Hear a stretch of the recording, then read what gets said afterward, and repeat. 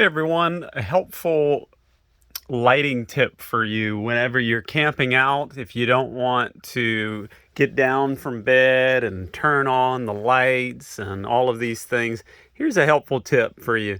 It's at night, you're ready to go to bed, and you want to turn your light off over there or wherever you're sleeping. Personally, I like our heads here, not over the electrical box right there. So what I do is I turn on the reading lights like this. And so you notice none of my reading lights are on. You can't see these. But what I do is I turn them all off manually. And then when I get to bed, I'll turn them on like that, on and off. So you can, well, there's one right here.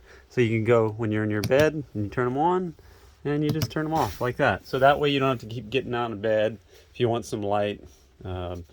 You can be able to do it that way. So hopefully that's helpful for you guys.